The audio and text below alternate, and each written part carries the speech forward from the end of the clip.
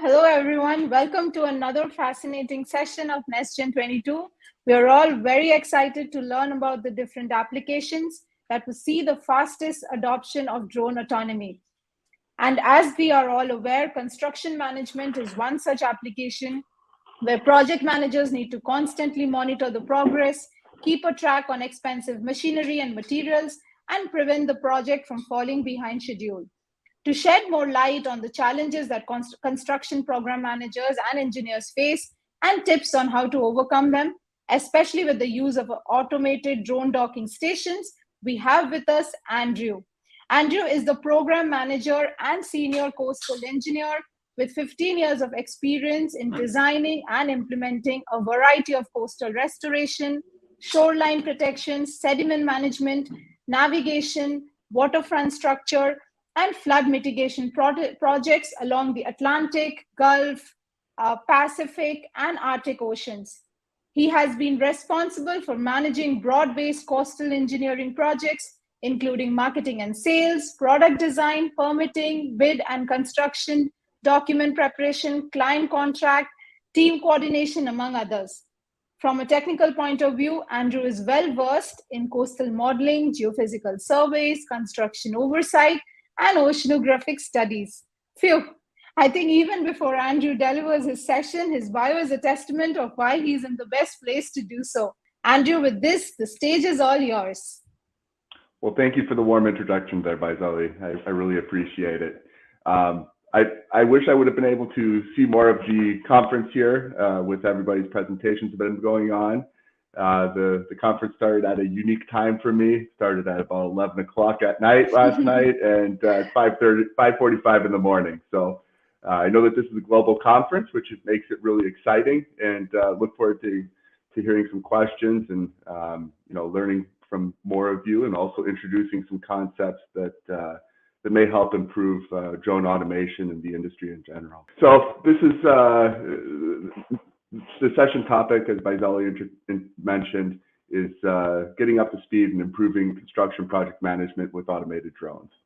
I didn't prepare an outline, but I'm going to start off by providing a little bit of a background about who the company is that I work for, who our clients are, and the types of projects that we work on, just so you can understand why we're using the drone technology to support our projects, and then go in with a description of the technology that we're using, and conclude the presentation with a case study, and then kind of follow up with some final thoughts on where we see this going, and possibly where we could get some help from the drone automation industry in general to improve products for the construction industry. I'm with Aptom. We're headquartered in Baton Rouge, Louisiana, have over 6,000 employees, generate over $1 billion in net revenue, and have office locations over the world. We're primarily based in the United States, but we do have some offices in other locations. We're really committed to clean energy and changing the world. That's really what it comes down to. It is we're trying to use technology to make the world a better place to live in, and technology is key for coming up with good solutions and achieving that. Our mission statement is delivering extraordinary results by merging inspired innovation with an empowered workforce, and inspired innovation is really what I call this drone technology, the automation, and being able to not only does it provide us additional information about what's going on, but it also frees up some of our valuable time to take on more complex tasks that are going on during a construction project. One of our, we commit to moving forward with this collaborative way. We really feel that collaboration is key to achieving a good solution. And with that, we have our various commitments that we have. This is how everybody's taught when we start working at the company, and this really carries through with the teammates that we work with. We work with Flight Now, Hextronics, a couple other industry partners that are probably here at the event. And collaboration is key to coming up with solutions that work and stand the test of time. So I just wanted to make sure that I mentioned that it's not just aptom, but it's also our partners that really are key players to the solutions that we bring to the table. Because of this, the collaboration, we're a relatively new company. I think we've only been around for 6 years, but we're quickly rising to the top in the industry rankings, which is highlighted by this slide. We serve different customers, commercial and industrial, everything from food and beverage, and then government, which state, federal, local municipalities, and also the oil and gas industry. So we're really, our goal is working to make our natural world and more resilient and the built environment more sustainable and reliable. That's really what our goal is in a nutshell. The core services that we provide, this is just kind of shows a breadth of the services, and it expands everything from program management and resilience to critical infrastructure and data solutions with mapping and everything like that. But what I'm going to dive into with this presentation is really our coastal engineering services. We focus highly on coastal restoration, and that's where I've really seen the benefit of this technology for improving our capabilities and also the solutions that our clients are offered. Our coastal services, we really focus on coastal restoration, which includes beach nourishment, marsh restoration. And in those environments, there's a lot of things that are changing on a daily basis. And when going out to construction, as you can see up here in this image, there's a lot going on, and it's a lot to keep track of during the course of the construction project. We're also looking at natural resources, mapping hard bottom, looking at turbidity during construction. So drones and having the aerial picture really give us a better understanding and helps to make sure that we're not impacting any of the natural resources that may be near a construction project. With our coastal department, we have a couple of key service areas. One of them is the Coastal and Marine Geology Group, and we've been using drones to support that our missions for quite a while right now. And really, some of the things that we're doing is looking for sand. We're searching for sand to place on beaches, and we're looking at seafloor mapping and beach mapping. And as you guys all know, drones have the capability of really mapping, providing a quick way to map beaches and other environments. We're able to extract elevations from the drone data, create maps, and understand what sort of environment we're working in. This includes, as you see here in some of these pictures, we're doing geophysical surveys where we're mapping the ocean floor, and this also extends to subaerial regions. You have a boat here that's just collecting sediment cores. Another part is our geomatics, and this is really probably the heart and soul of where drones come in. And this is where we're collecting data on beaches, but we've gone it another step further. If I can get this, I don't know why it's not. There we go. We're also using drones to deploy sensors. Right here, you have a magnetometer where it's measuring the magnetic field to determine if there's any materials that are down below, which would be detrimental to digging sand or extracting materials from the ocean.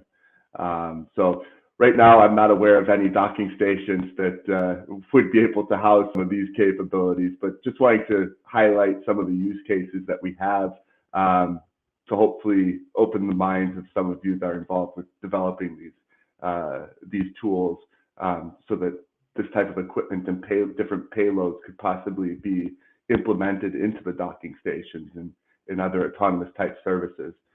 Because a lot of these missions, they take time, and there's a lot of downtime when we're collecting data where you just have to sit down and wait. And the more automated that these systems get, again, like I say, it allows us to take our task off of our minds off of the task of collecting the data and focus our efforts into analyzing the data and providing the results that our clients are looking for. So automation is key to a lot of the processes that we go through. Coastal engineering, this is the other side of what we're doing, and a lot of this comes down to our bread and butter is building beaches and restoring coastal ecosystems. And as you can see here, when these beaches are being constructed, it's a large area to cover. There's generally a lot going on. You have heavy equipment that's moving around, moving sand into different locations. The sand is actually coming out of these pipelines to build the beach along shore. And one of the key components is there's really a limitation on the volume of sand that's available for these beaches. So to construct beaches, so it's critical that we maintain an accurate that we accurately track where the sand's being placed, how much is being filled into the template, whether the template's being overfilled, because when you start the project, you have enough sand in the borrow area to finish the whole project. But if you place too much sand in one particular area, you could get to the end and not have enough material to finish off what was the original intent. So maintaining an accurate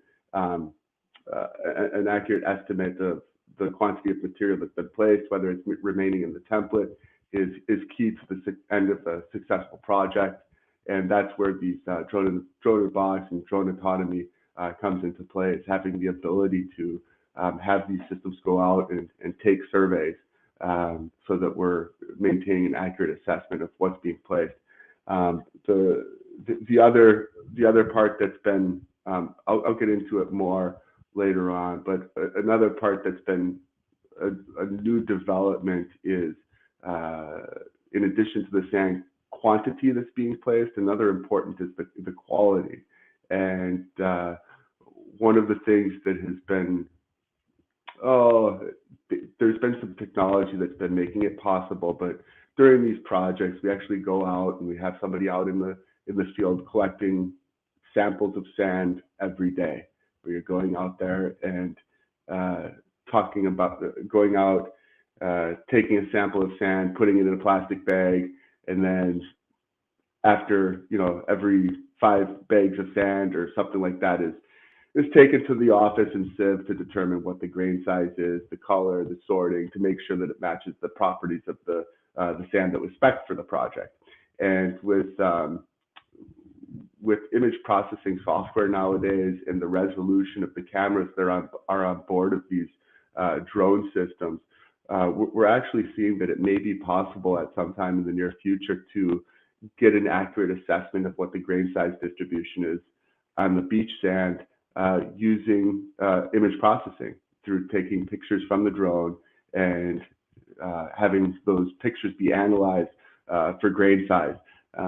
It may be a little bit of a stretch. We're using some of that technology to map larger stone in the coastal area when we're placing it to construct coastal structures.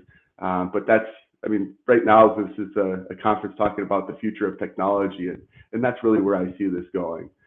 So with that being said, that would further having the ability to use automated drone systems, drone in a box technology, that would further reduce our requirement to have people on the beach all day long during the course of construction, which really saves our client money and provides more data to make sure that these projects get constructed as intended. Again, this is just kind of a slide showing the various types of projects that are done where we can use this drone technology. We have projects everywhere from up here in the top left, that was actually done in the Arctic Circle, where we're testing some the feasibility of dredging sediments in the winter by cutting through ice. And one of the things that drones could be used is just by maintaining there's probably different ways where you can again use the technology to one of the important parts of those operations is making sure that the snow is not on the ice, because when the snow is on the ice, that it's insulated and it's not able to it's not as strong. It doesn't hold the construction equipment as much. So an important part of it is to make sure that the ice remains that it's free of snow, and using automated systems could be a way of, adding another level of safety to those operations by going out and making sure, doing some mapping to make sure that the areas are free of snow, so that the ice is able to remain thick and solid. Again, this image over here, this is a marsh restoration project that we did down in southern Louisiana. Has some of the highest land loss rates in the world, and we're actually going out there and rebuilding the marshes and the barrier islands to essentially help reduce those land loss rates. And a big part of this is right here. You can see this is a bucket dredge, and it's actually picking up sediment. And you don't see a photo of it right here so much, but I have another slide that shows it. But it's building we call it a primary dike. It's just along the edge of the vegetation line, and what that is it's an earthen structure to essentially create individual cells to confine the area so that muds and sands can be pumped into the area to build up the elevation. And one of the key components of this is, you can see here from the picture that this is really sloppy material, and it's being used to build a berm. And what happens is when these earthen structures are constructed, they're originally, they achieve a certain elevation, but with the consolidation and the subsidence, the materials consolidate as they're being placed, so they're starting to compact, and then the underlying sediments, it's also in an area where they're settling. There's underlying settlement going on, so the whole system is starting to sink under its own self-weight. And one of the key components of these projects is making sure that primary dike remains in place while they're placing fill behind it. And having an automated process of using drones to actually go out and map the area, make sure that those elevations are maintained during the course of construction, is a key component. It's not only does it help ensure the successful completion of construction, but it's also a safety issue, because these when these features are constructed, it's like quicksand. I never really, as a kid, you always see videos of people sinking in quicksand. You never quite know if it's real or not, but I will tell you, quicksand is a real thing, and it's not fun to be stuck in.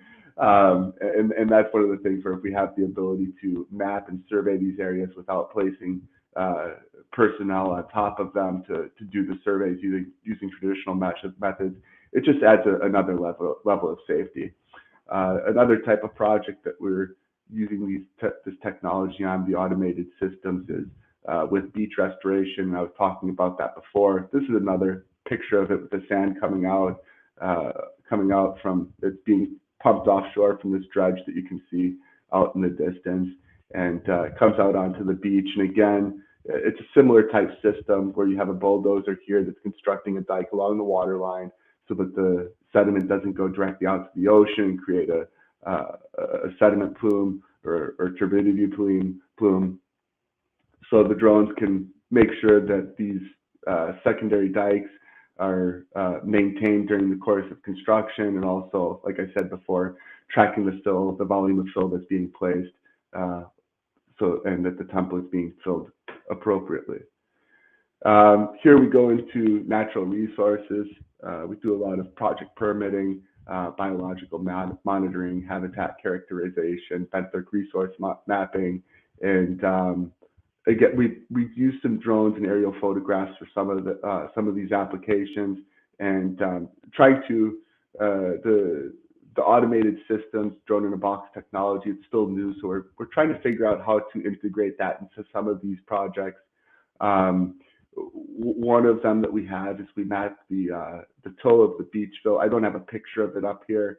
Ran into some server issues last night when I was finalizing some of these, but one of the things that we do is we actually have the drones in the air, and we can map the toe of the reef or the hard bottom that's near shore. That's an important natural resource. We don't want to bury that during the course of constructing these beach projects that are placing sand out there. And the drones go out, or sometimes we've even sent regular airplanes out to map the area, and then we are able to delineate the edge of this hard bottom, and we know the extent of where we don't want to have fill being placed. So that's another, traditionally that's done before construction during the design phase, and then after construction to make sure that the toe of the toe of the hard bottom of the reef isn't being covered. But using the automated systems, that may be something that we can work into the process to make sure that's not happening during the course of construction, where if a detrimental effect is occurring, we can essentially implement best management practices to stop what's impacting that resource.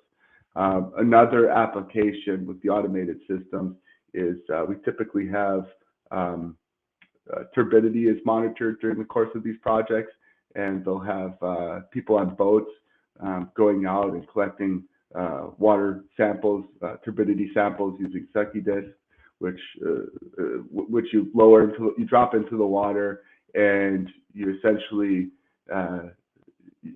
you count. You measure the length of line that is deployed until you can't see the top of a disc, and then you're able to determine what the water clarity is based off of that. Well, again, using drones and having an aerial perspective and using image processing could again be used to alleviate the additional expense of having people going out on boats to measure the turbidity, being able to measure it from the air, and determine whether a plume is starting to be created from these projects would be a huge cost and time saving advantage. We haven't yet implemented it, but I do see that is the way of the future, because if anybody's worked with boats before, or had deployed personnel, and you have a team of 5 people on a boat, and the amount of gas that a boat consumes, and just the process of deploying it and retrieving it, it's quite expensive. So having the ability to use drone technology with the automated drone-in-a-box systems, that just could be a huge cost saver for our clients. And in addition to saving costs, I think that it would also provide a better data source as well. So again, we can avoid any impacts to our natural environment. Now I'm going to talk a little bit more about coastal construction project management and the actual drone-in-the-box technology that we've used and we've proposed on several different projects. This is a nice aerial view of some of those ground photos that I was showing below of these of the beach shell being placed. Traditional construction. Just going to start off by letting everybody know what the purpose of coastal construction project management is. It's really the first 2 bullet points summarize it in a nutshell, and that's really to enforce contract documents and ensure compliance with project permits. Those two components are really created to protect our natural resources and to indicate detail of the design that is supposed to be constructed to achieve certain goals. So that's really the purpose of construction project managers, to make sure that those 2 items are met. Additional other things that happen during the course of construction project management are administering the project, engineering oversight, daily various inspections, quality assurance, quality control reporting, communicating with the public, regulatory agencies, amongst others. Some of these pictures, you may see it, and it's like, wow, you get to hang out on the beach all day and watch things being constructed. Why would you want to take that time away? I mean, it's a really good question, because there is a lot of enjoyment with being out there and make sure that everything's constructed as intended. But it's a long day. I mean, these projects are a lot of the larger projects. They're constructed 24 hours a day, 7 days a week. So it's a long period of time, and we generally have to be out there for a bulk of it.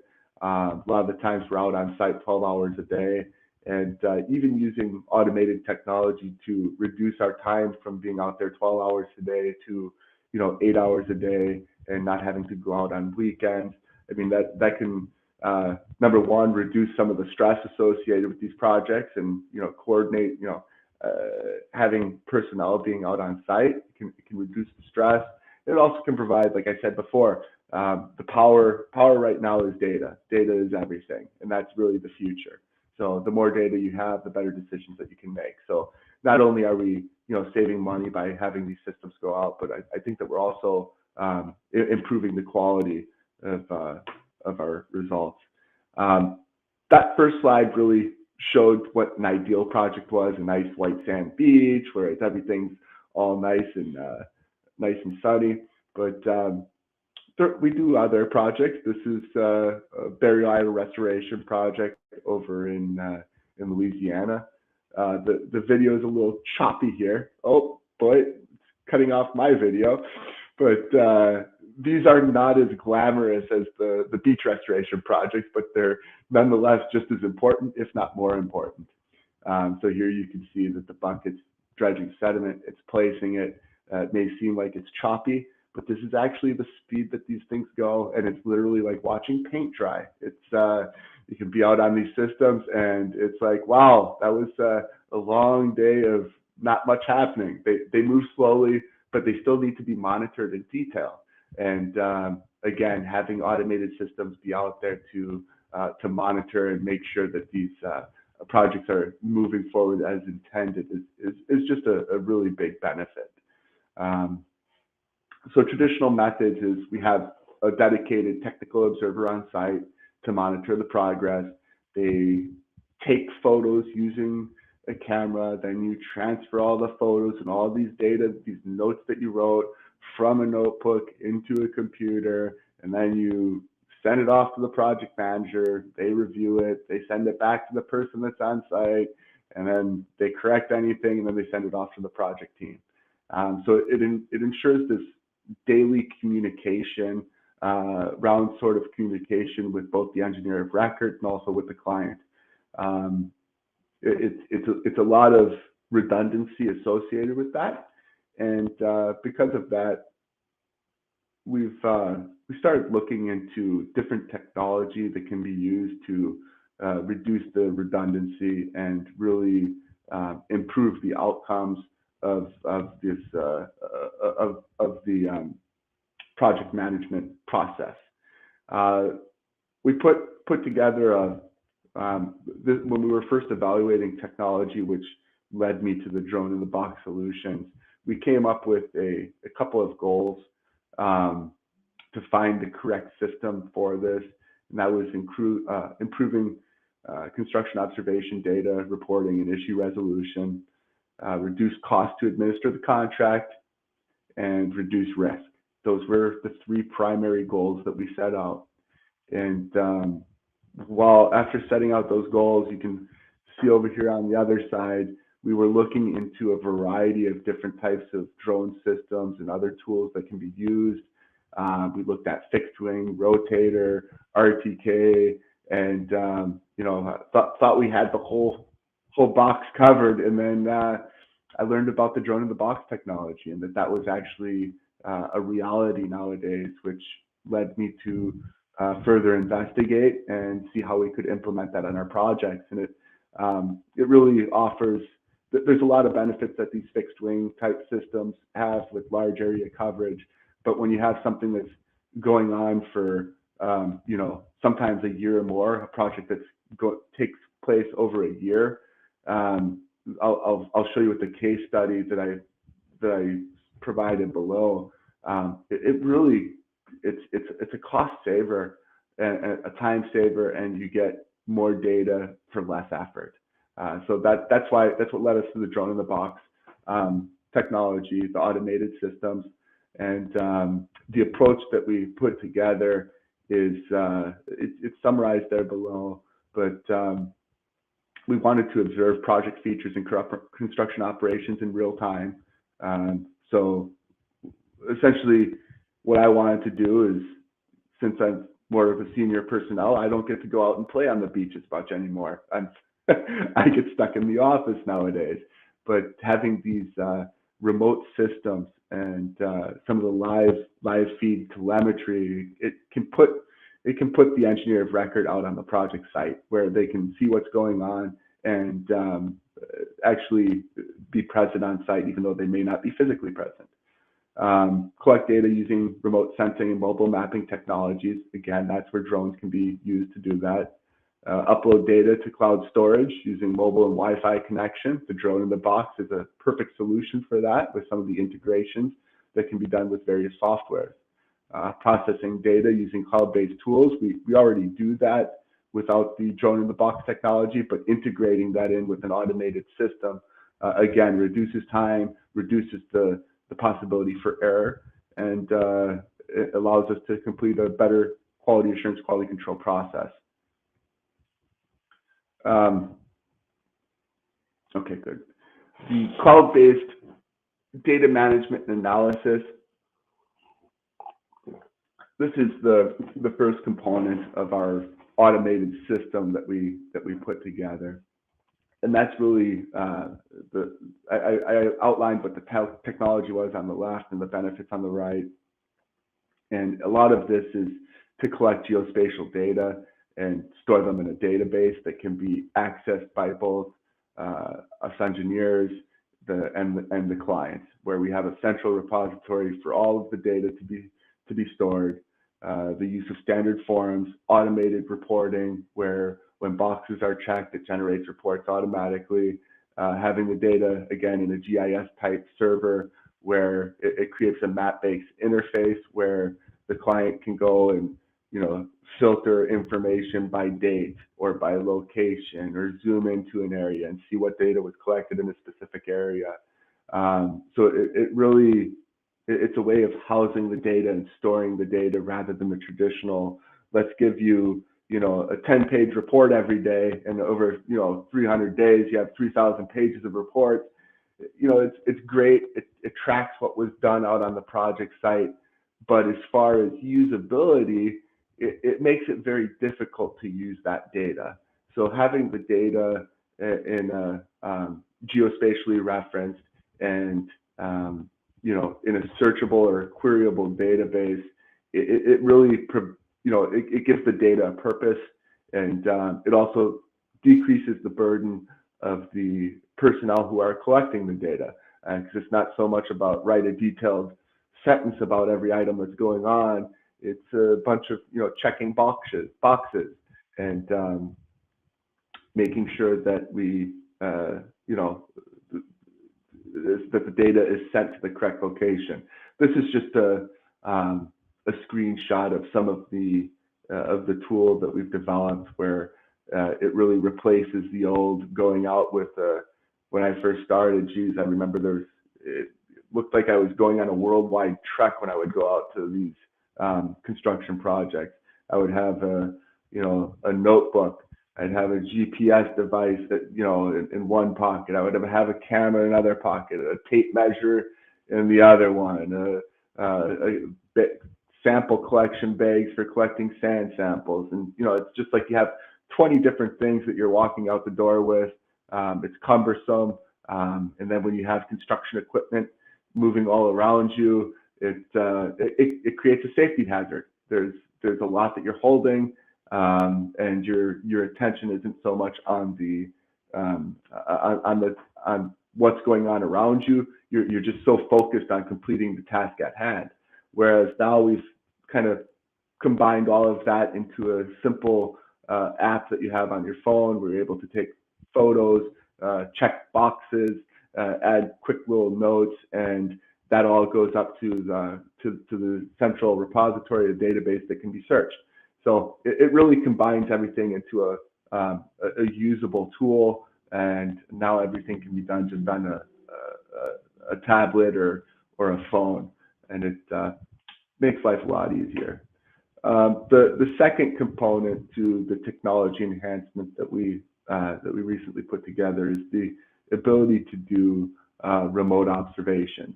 And this is just using the drone capability, but having it linked where you can view what the drone is viewing live. You can see what's going on the construction site.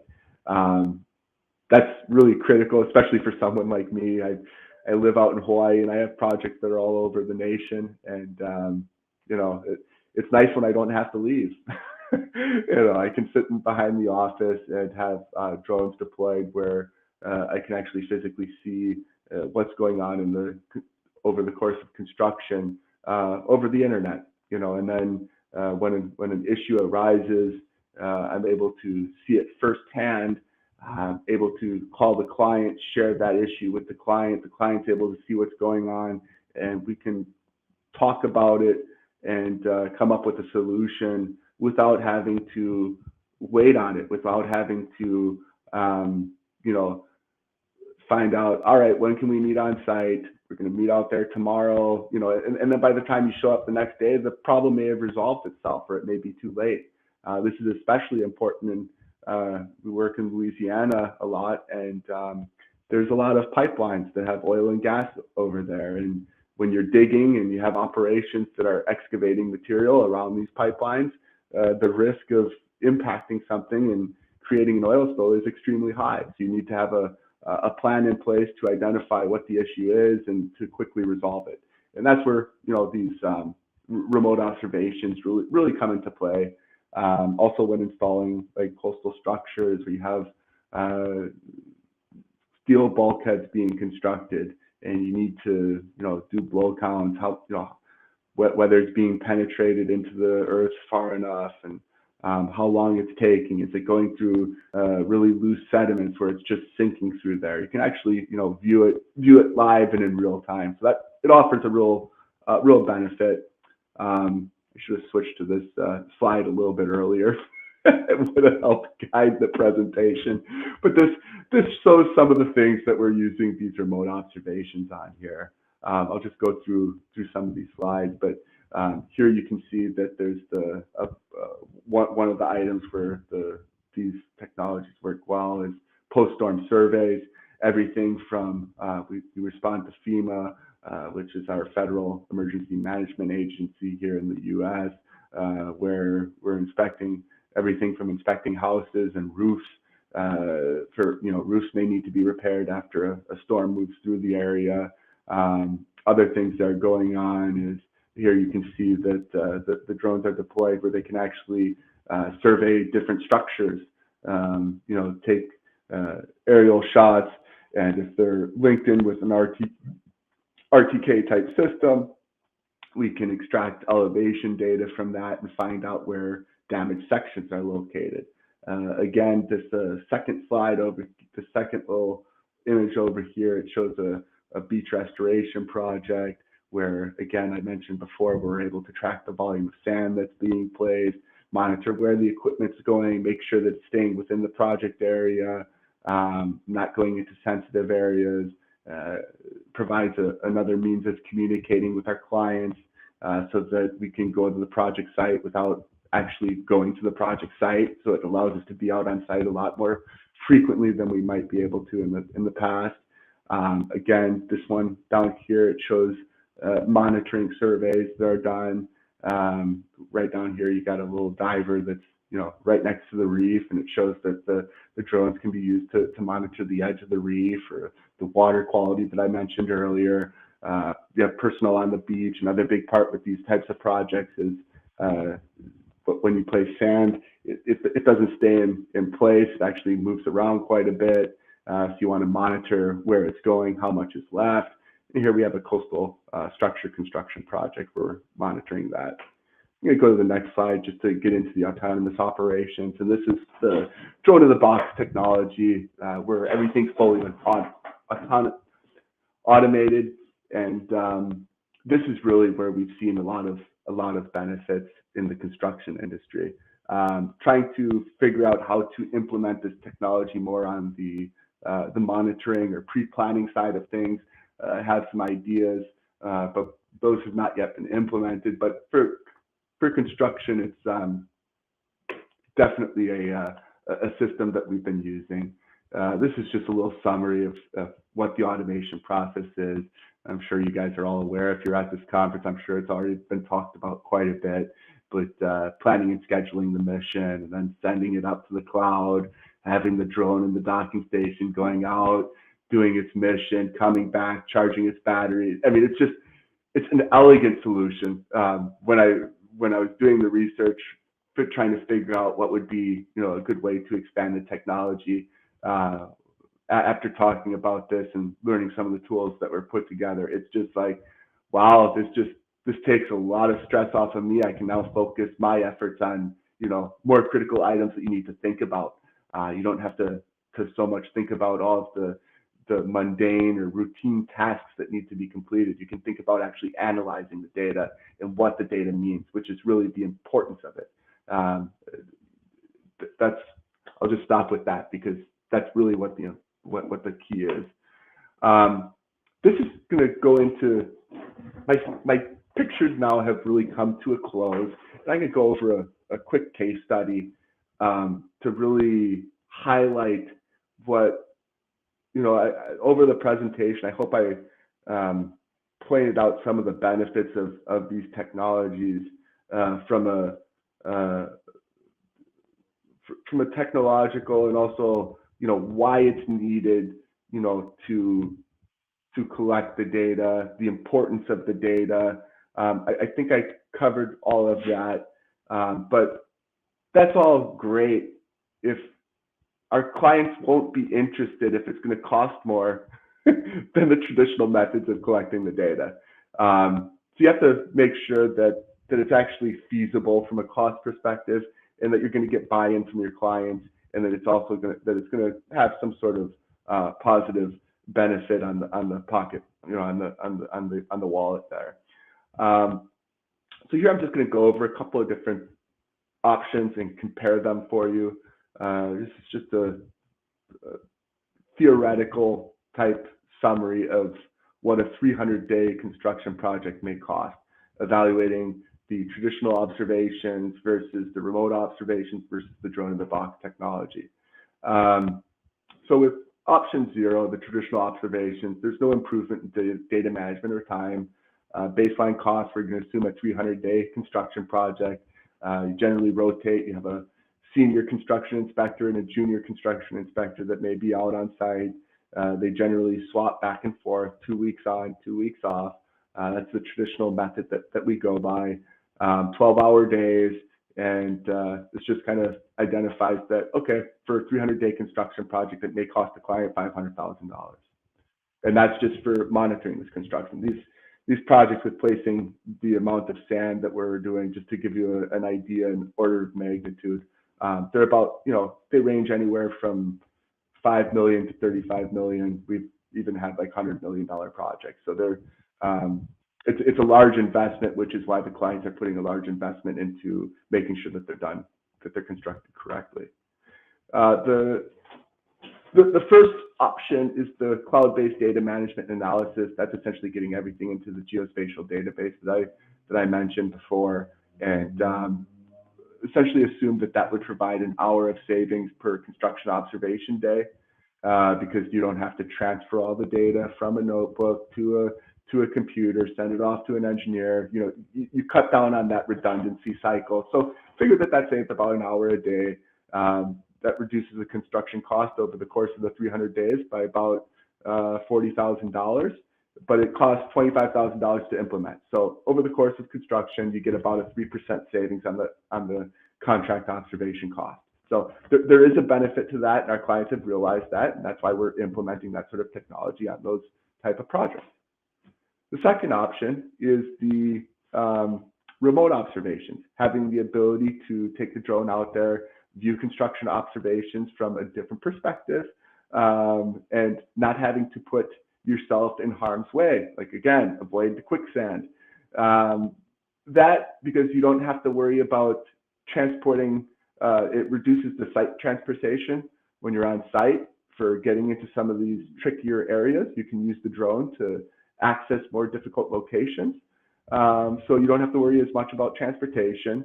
So that saves another hour a day. This 2 hours a day, this is because it's also including the hour from the geospatial database that we created. So with this option, which includes the geospatial database, you're saving about 2 hours a day, which comes down to about $80,000 worth of personnel savings. But you also have the cost to implement. So it costs about $25,000 to implement the portal, as mentioned before, and about $30,000 for the remote observation equipment, all the software that's required, the various insurances, the software that needs to be developed to analyze the data that's being collected. So in a nutshell, after everything's said and done, you get about a $30,000 savings, or 6% of the contract observation cost. Again, that's another 3% jump. That's very beneficial to the clients, and we get better data.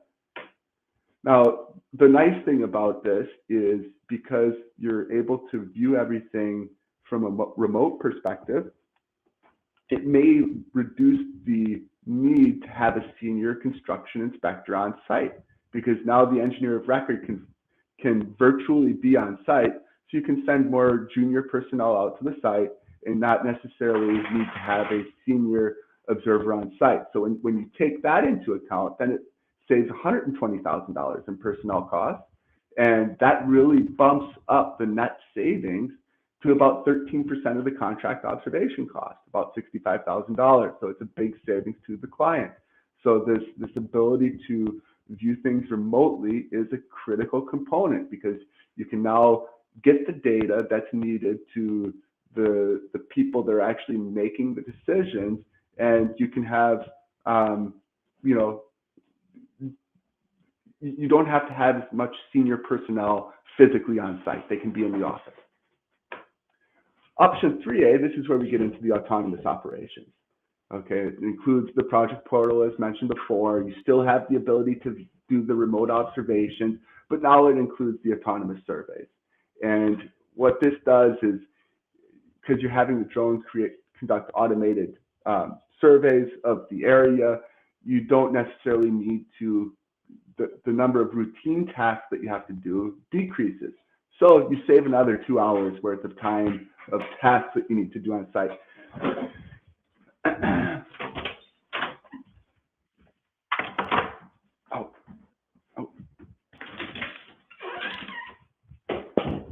Sorry about that. My dog was about to go crazy. Reduces the number of 4 hours of, it reduces it 4 hours a day. So now your construction observation cost is reduced by $165,000. But again, there's the cost to implement. So you have the project portal implementation cost, the remote observation, and then also you now have the cost to implement these autonomous systems, getting the drone in the box, the appropriate software to run it. So in general, it results in a net savings of about $50,000, 10% of the contract cost. Once you, again, like the previous system, you're able to get this more senior personnel on site virtually. So you don't necessarily need the senior construction inspector out on site. So once you reduce that, now you get a net savings of $80,000, or 16% of the contract observation cost, which is quite significant. And that's really one of the key benefits that we're selling to our clients, is that, number one, we're getting better data, and number two, we're saving you money. How can you say no? This table is just created to kind of summarize all of those different, the different options that are on the table and how they stack up next to each other. So you can see as you move into using more and more technology, even though the cost of technology may be increasing, the cost savings that are passed down to the client also increases. So with that being said, I mean, there is a cutoff where this technology, where technologies may not be useful. If the price point exceeds the point of, of the savings that are realized, well, then the risk may be too high. But if we're able to show a decent cost savings and able to mitigate the risk, that might be something that the clients are interested in, we're interested in, and we're hoping that the community in general appreciates, because we do believe that it'll improve the ability to to better manage these projects and save our natural resources. Here is just a summary of the alternatives analysis, the various benefits that we've identified from it, reducing hours on site, the redundancy associated with transferring and analyzing data, improve the ability to share contract documents and observations, data quality, that's another key item, real-time decision making, improving collaboration, just like what I started out the presentation about, is collaboration is key to success in any project, or and managing risk, reducing hazards, and expands the it really improves the visual aspects of the project. Some of the things that need to be managed with these are the fear of technology. Some people are a little bit hesitant to incorporate new technology, which is why the cost point is important to look at. Power supply is another risk that needs to be managed. Internet connection. Some of these projects are constructed in very remote locations, so transferring the data up to the cloud is a risk that needs to be mitigated. Vandalism, theft, damage, that you can possibly just put a security fence around these systems. Replacement. Now, the one thing that I do want to leave with, and this is my last slide here, is the mapping capabilities and accuracy. One of the things that we're using is, the ground control points. You can install semi-permanent ground control points, but RTK technologies would be it's a key advancement to the drone technology.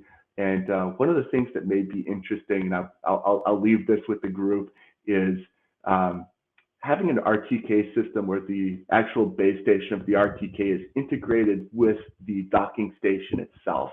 That would really that could be a game changer. Having that ability where you don't have to install a separate base station with the docking station, and it's all integrated into the docking station's house, and it's collecting long-term satellite data, so the docking station knows exactly where its position is, and it's relaying that position to the drone that's going into and out of the docking station. I see that as kind of the next area for improvement, if it hasn't already been done, and I'm just not aware of it. So with that, if you have any questions, I'd be happy to answer them. Yes. Here's my email as well, because I know I probably went right up to the time limit. So thank you. It's almost 15 minutes over time limit, but then that was great presentation, Andrew. Especially you covered all aspects, right, from the challenges. I now know what kind of trouble people need to go into, construct these beachfront properties, and from there to sharing more about these different applications where remote drone operations can play in. Another key aspect was the excellent case study where you literally showed how cost savings or what kind of ROI can people generate by using autonomous technology. So I'll just quickly take a couple of questions, because before we jump in, the audience needs to go in for another session. Have you integrated Oriental imagery catalogs, drone and terrestrial imagery into ArcGIS online field apps? Have we integrated I just want to make sure that I understood your question right. Have we integrated the drone technology into the field app, the ArcGIS field app? Yes. Partially. We've used the site scan through ArcGIS and the drone technology. We're still working on the full automation of that and having it in more of a GIS rather than individual images or figures that are created. So we're in the process of doing that right now. All right. And I think we have another question around what is the best drone that you've used for doing these construction project management?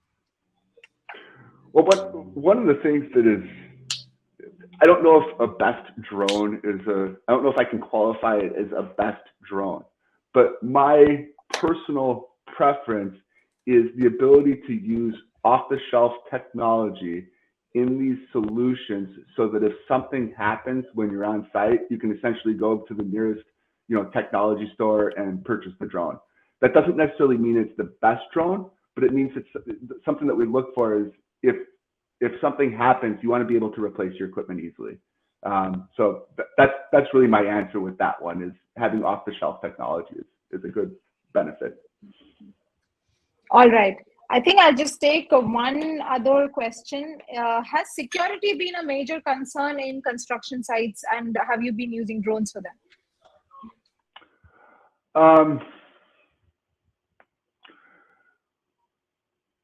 Some of our other projects, possibly. For what we're working on with the beaches, security isn't so much of an issue, rather than making sure that the contractor stays where he's supposed to stay. So that may be another sense of security. They're supposed to stay within certain confines and not go beyond certain boundaries, because we don't want them to damage any adjacent resources. So security in that sense, yes. Security in the general sense of security on other construction projects, it probably comes into play. I focus more on my focus is on coastal restoration. So I can't speak from direct experience on the security aspects of like vertical construction or something of that nature. All right. And I think this is the last question that I'm going to take. The question is, what happens when automated drones go awry, or there's a problem that occurs, or is it damaged by some unforeseen conditions? I know you've covered the risk bit in the later bit of the presentation, but maybe you would want to reiterate for the audience. What happens if a drone gets damaged during the operation? Yeah, that's why one of the mitigation measures that we implement is trying to use off-the-shelf technology, so that it's something that can be acquired quickly and easily. We realize that may not be the case with some of the docking stations, because the docking stations are generally a little bit more involved. But I think that's for the construction industry, is off-the-shelf, something that can be quickly acquired or easily acquired is a critical component. All right. The very last question that I would like to take is, there's a lot of questions. Is there a need for drones to be on for 24/7 for construction? On 24/7, maybe not. Could it be beneficial? Yes.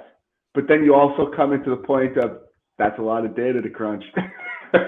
So most of the time, like I would say, when we were planning our missions for the latest project, is I had a goal of having it do the survey. I mean, it was a large area, 800 acres or something like that. We were using a rotary drone. You essentially can only cover the area once during a day by breaking it up into different sections.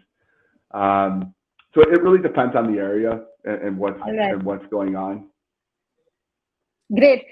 Thanks, Andrew. Thank you for covering these questions. There are a lot of other questions that are in, but unfortunately, due to time constraints, we are going to have to drop this session. But all the audience still in there, you have Andrew's coordinates right up there. So reach out to him at any point of time. Andrew, if you're going to be available during the networking sessions, feel free to interact with the audience. And yes, I hope you all have a great rest of the NestGen, have a great time in the rest of the NestGen sessions. See you in some other sessions soon. We have 3 more sessions coming up, so stay tuned, go to the reception and check the schedule and join the session of your choice. Thank you, everyone. Have a great day.